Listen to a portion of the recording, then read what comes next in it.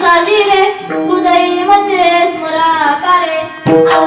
राम आणि कृष्ण ही नामे सोपी आहे, सारी सुलभ आहे, मोजिरी आहे, सारी साजिरी आहे. म्हणून ज्ञानोबराने देखील नामस्मरण केलं. तुम्हीही करा असा उपदेश ज्ञानोबराय तुम्हा मला करता. विठ्ठल विठ्ठल. राम आणि कृष्ण हे पूर्ण अवतार आहे. काय? राम आणि कृष्ण हे पूर्ण अवतार आहे. राम म्हटले की आपलं तोंड उघडतं आणि मग म्हटले की तोंड मिटतं. म्हणजे आपल्या अंतःकरणातले पाप आहे ते बाहेर पडतात आणि बाहेर पडलेलं पाप ते आतमध्ये येत नाही.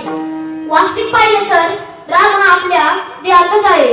सर्वगती राम देहादेक सूर्यप्रकाशक सहस्र रश्मी.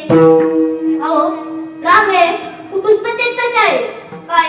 राम हे कुटुस्थ चैतन्य आहे व कृष्ण हे ब्रह्मचैतन्य आहे. अशा प्रकारे कुटुस्थ चैतन्य व ब्रह्मचैतन्य यांचा एकच अर्थ होण्यासाठी, काय त्या दोघांचा एकच अर्थ होण्यासाठी म्हणजे देव आणि भक्त यांची भेट होण्यासाठी राम आणि कृष्ण ही नावे आहे. म्हणून त्यांचं राम आणि कृष्ण ही नामे आहे. म्हणून त्या नामाचा आपण हरण करा आणि आपणच आपली सोडवण करा. हेच ज्ञानोबा आपण करते.